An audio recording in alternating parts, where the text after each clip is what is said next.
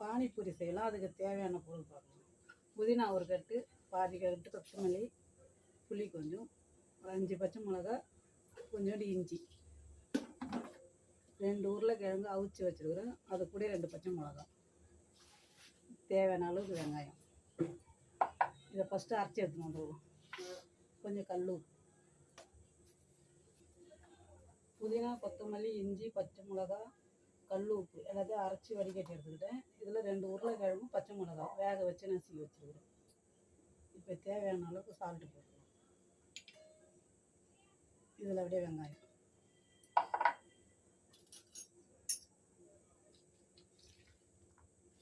பானிபூரிக்கு masala ready ஆயிடுச்சு. இப்போ வறுக்கலாம். எண்ணெய் சூடாகிடுச்சு. இப்போ பானிபூரி போட்டு எடுத்துக்கலாம்.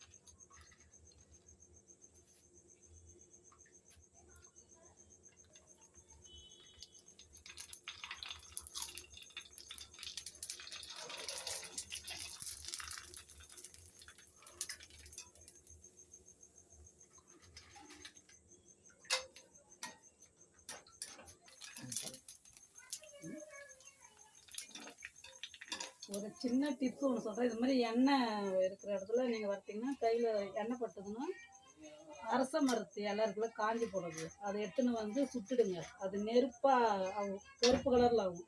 அதை எடுத்து அணைச்சி வச்சுட்டு கொஞ்சோண்டு தேங்காய் எண்ணெய் கொஞ்சம் ஊற்றி குழச்சி தடவுங்க. அது நல்லா காஞ்சி போயிடும். புண்ணு காஞ்சிடும் நல்லா.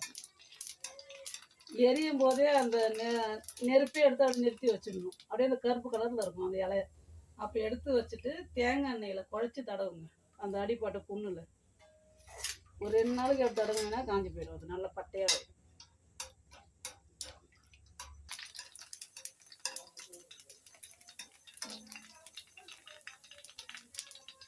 பானிபூரி ரெடி. நீங்கள் ட்ரை பண்ணிவிட்டு கமெண்ட் பண்ணுங்கள், ஷேர் பண்ணுங்கள், சப்ஸ்கிரைப் பண்ணுங்கள். வணக்கம். அடுத்த வீடியோவில் சந்திக்கலாம்.